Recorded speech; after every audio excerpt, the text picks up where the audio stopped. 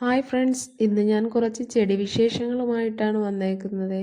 ഇതൊരു aralia plant ആണ്. അപ്പോൾ നല്ല ബുഷിയായിട്ട് ഇതിങ്ങനെ പൊടിച്ച് വന്നപ്പോൾ നല്ല ഭംഗിയുണ്ടായിരുന്നു അത് കാണാൻ കേട്ടോ. അപ്പോൾ ഞാൻ ഇന്ന് എൻ്റെ അനിയത്തിയുടെ വീട്ടിൽ വന്നതാണ്. അപ്പോൾ അവിടുത്തെ കുറച്ച് പ്ലാന്റുകളാണിത് കേട്ടോ. കുറച്ച് വിങ്കാ റോസിൻ്റെ കുറച്ച് കളക്ഷൻസേ ഉള്ളൂ. മുൻപൊക്കെ ഒരുപാട് ചെടി ഇവിടെ ഉണ്ടായിരുന്നതാണ്.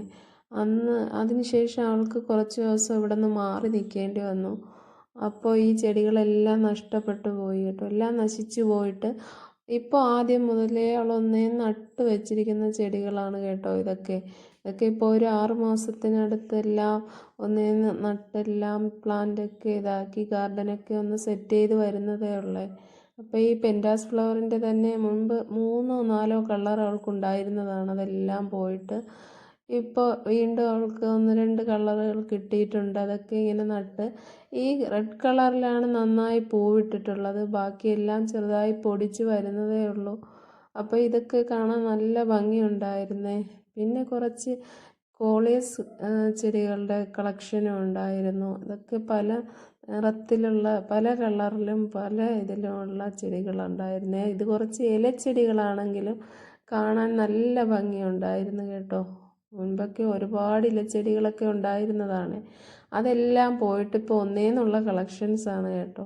പിന്നെ ഒരു 2 ആമ്പലിൻ്റെ തൈകൾ നട്ടിട്ടുണ്ടായിരുന്നു. ഇത് ഒരു പിങ്ക് കളറും ഇത് വൈറ്റ് കളറും എന്നാണ് അവൾ പറഞ്ഞത്.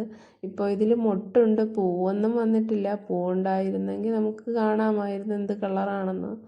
ഇത് വൈറ്റും ആദ്യം നമ്മൾ കണ്ടത് പിങ്ക് കളറും എന്നാണ് പറഞ്ഞത്. അതിന് പൂക്കുമ്പോൾ ഞാൻ വീഡിയോ ഇടാമേ. പിന്നെ ഈ കുറച്ച് ഇതെന്താണ് മറ്റേ ആ കാക്കപ്പൂ എന്നാണ് ഇവിടെയൊക്കെ പറയുന്നത് അത്. പിന്നെ ഇത് വന്നിട്ട് നമ്മുടെ വാടാർമുല്ലയുടെ ഒരു ലൈറ്റ് ബ്ലൂ ഷെയ്ഡും ഉണ്ട്. പിന്നെ വന്നിട്ട് ഈ നല്ല വയലറ്റ് കളറിലുള്ളതും ഉണ്ട്. ഇത് പണ്ടേ നമുക്ക് എപ്പോഴും കാണുന്നൊരു കളറായിരുന്നു. പക്ഷേ ഈ ചെടികളൊക്കെ ഇപ്പോൾ എങ്ങും കാണാൻ പോലും ഇല്ല കേട്ടോ. പിന്നെ ഈ ഒരു പ്ലാന്റ് ഉണ്ട്, ഇതിലൊരു റോസ് പൂവ് പൂക്കുന്നൊരു പ്ലാന്റാണ്. അതിൻ്റെ പേര് ഞാനിപ്പോൾ മറന്നുപോയി.